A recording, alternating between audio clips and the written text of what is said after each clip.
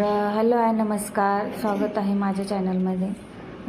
आज आहे गुरुवार, आज आहे मार्गशीर्ष महिन्यातला, आज आहे दुसरा गुरुवार.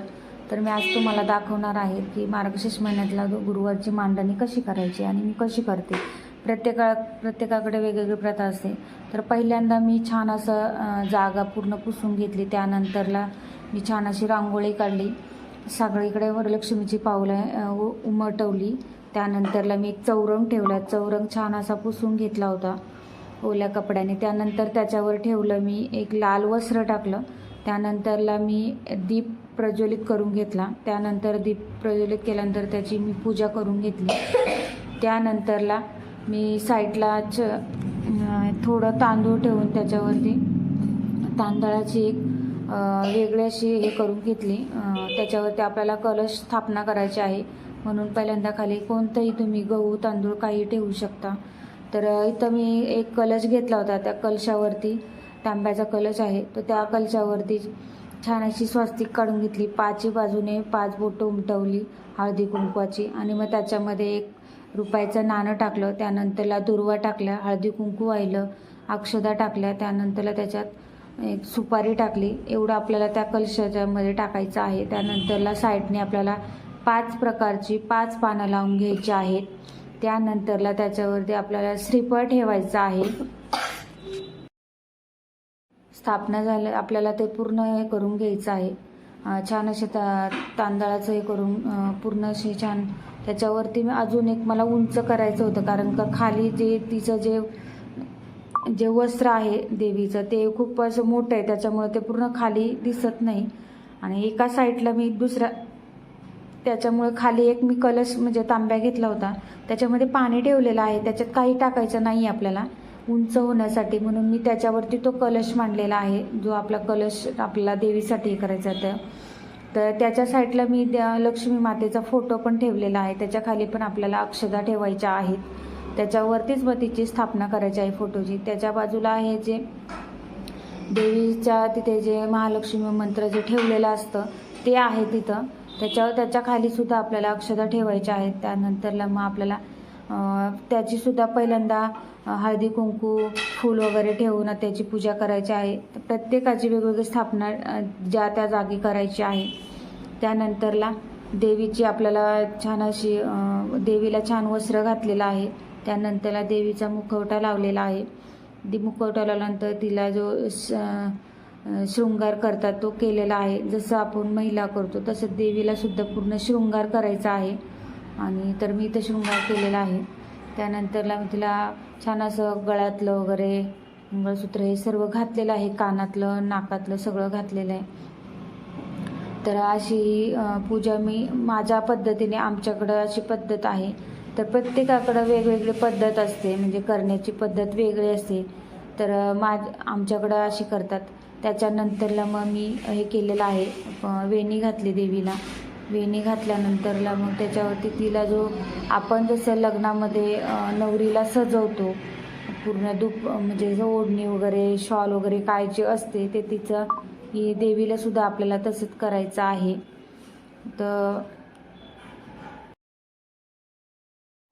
तर इथे छान अशी मग मी आता त्या देवीला तिचं जे आपण बोलतो शॉल वगैरे काय जे असतं ना तिचं वस्त्र ते सर्व मी टाकलं, त्याच्यावरती ठेवलं, छान असं करून घेतलं. कारण का असं देवीचं करायला खूप म्हणजे ज्या दिवशी गुरुवार वगैरे असो ना, असं काही देवाचं करायचं असेल तर मला खूप म्हणजे वेगळा आनंद असतो.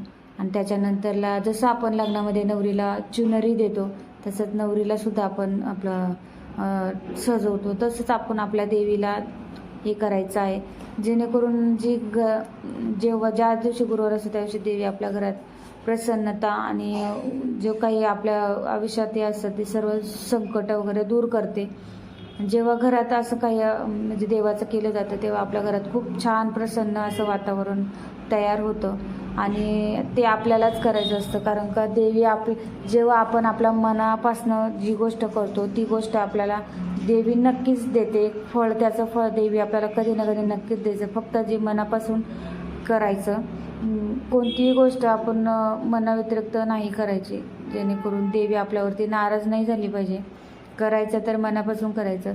तर ह्या साईडला मी मग हळदी कुंकू इथे घंटी ठेवलेली आहे, जेणेकरून त्या घंटेच्या आवाजाने देवी पूर्ण जागृत होते आणि आपल्याला घरामध्ये सगळे इकडं जे काही निगेटिव्हिटी असते ती निघून जाते. तर ह्या साईडला मी 5 फळ डिशमध्ये ठेवलेले आहे, कारण का खाली ठेवली ना तर जागा पुरत नाही. माझा चौरंग आहे छोटा, त्याच्यामुळे मला सगळं ॲडजस्ट करावं लागतं तिथल्या तिथे. तर ह्या साईडला फुलं ठेवलेले आहे पूर्ण, आणि त्या साईडला सगळं तीर्थ ठेवलेलं आहे, पाणी ठेवलेलं आहे, आणि म्हणजे देवीला जे लागतं खडीसाखर वगैरे ते सगळं ठेवलेलं आहे. पंचामृत ठेवलेलं आहे. तर तुम्ही पाहू शकता तिथे अशी साधी आणि सिंपल सुलभ अशी माझी ही गुरुवारची मांडणी आहे देवीची. तर तुमच्याकडं कशी करतात ते पण मला कमेंट्स करून सांगा, आणि किंवा मी नक्कीच तसं करण्याचा कारण का प्रत्येकाकडे वेगवेगळी प्रथा असते, म्हणून आमच्याकडे जी अशी आहे मी तशीच करते. पण मी प्रत्येक वर्षी वेगवेगळं करण्याचा प्रयत्न करते, म्हणजे थोडंसं वेगळं हे दाखवण्याचं, म्हणजे दाखवणं असं हे नाही, पण मला पण आवडतं देवाचं खूप म्हणजे करायला, त्याच्यामुळे वेगवेगळं करायला मलाही खूप आवडतं. तर आता इथे ही सर्व माझी तयारी अशी झालेली आहे, पूर्ण मांडणी झाली. तर आता फक्त मला आता हे करायचं होतं, देवीची आरती वगैरे, मला धूप वगैरे, अगरबत्ती, दिवा तर मी पहिलाच लावलेला आहे. दिवा कधीसुद्धा पूजा मांडणी करायच्या आधी आपल्याला दीप प्रज्वलित करायचा आहे.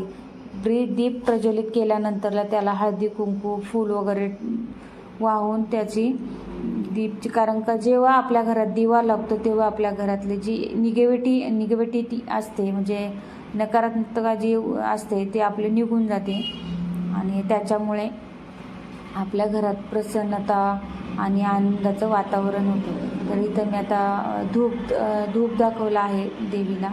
तर धूप नंतरला मग मी त्याच्यानंतरला अगरबत्ती वगैरे लावली, कारण का धूप आणि अगरबत्ती देवीला खूप छान असतं, आणि त्या वासाच्या सुगंधाने आपलं घरसुद्धा दरवळतं, खूप छान वाटतं, घरात वातावरण वेगळं आनंदाचं तयार होतं. तर असं हे आहे. तर प्रत्येकजण देवीची स्थापना करत असन घरी, कोण करतं कोणी नाही करत, कोणाकडे काही प्रॉब्लेम असतात तर नाही करत. तर माझा पहिला गुरुवारी माझ्याकडं पण प्रॉब्लेम होता, म्हणजे आम्हाला देवीची पूजा म्हणजे मांडायचे नव्हतं, म्हणून मी पहिला गुरुवार नाही केला. तर आता मी हा दुसरा केलेला आहे, कारण का कधी ना कधी कोणत्या ना कोणत्या तरी गुरुवारी प्रत्येकाच्या घरात काही ना काहीतरी प्रॉब्लेम येतो, काही अडीअडचणी असतात, त्याच्यामुळं नाही करता येत, ते शक्य होत नाही. तर देवीला पण माहिती आहे की देवी पण समजून घेते, ती पाहत असते आपल्याकडे. तर इथं मी नंतरला कापूर जाळून देवीचं छान असं हे करून घेतलं.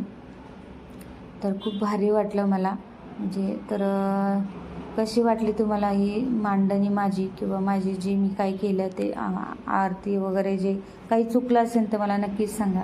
तर त्यानंतरला मग स्थापना झाल्यावरती मी देवीची छान अशी हे करून घेतलं, पुस्तक वाचून घेतलं. जी कहाणी असते देवीची ती ऐकतो ना, जेव्हा आपण वाचतो तेव्हा आपलं मन जे असतं ते पूर्ण देवीमध्ये गुंतलेलं असतं. पण खूप भारी वाटतं ते पण, म्हणजे पुस्तक वगैरे वाचून. त्यानंतरला मग पुस्तक वाचून झाल्यानंतरला देवीला छान असं नैवेद्य वगैरे मी सकाळी फराळ वगैरे बनवते, तर ते मी ते दाखवते सकाळीसुद्धा आणि संध्याकाळीसुद्धा नैवेद्य दाखवते. तर अशी होती माझी गुरुवारची रुटीन सकाळची. कारण सकाळीसुद्धा मला खूप भरपूर असे मुलीला शाळेत सोडायचं असतं, ट्युशनला सोडायचं असतं, घरातली कामं करायची असतात, त्यानंतरला मी हे सर्व काही करते. पण ते करण्यात मला खूप असा उत्साह असतो, आनंदही असतो, कारण का मला देवाचं करण्यात खूप आनंद मिळतो, आणि त्यातच मी समाधान मानते. भले देवाने मला काही नाही दिलं, फक्त त्याचा आशीर्वाद जरी असला माझ्यावरती तरी खूप भारी वाटतं. तर हे असं आहे. आता माझे इथं पुस्तक वाचून झालेलं आहे, दर्शन वगैरे घेतलं. तर त्यानंतरला मग आम्ही केली आरती, आरती केली. आरतीनंतरला मग आरती केली. तर इथं मी धूप वगैरे हे करून छान अशी आरती घेतली. ही माझी सकाळची होती. सकाळी आरती वगैरे झाल्याच्या नंतरला मग मी सगळ्या घरामध्ये हे दाखवलं, धूप वगैरे दाखवलं, कारण का घरामध्ये पूर्ण प्रत्येक कोपऱ्यामध्ये आपल्याला जे आहे ते धूप दाखवायचं आहे. तर ह्या साईडला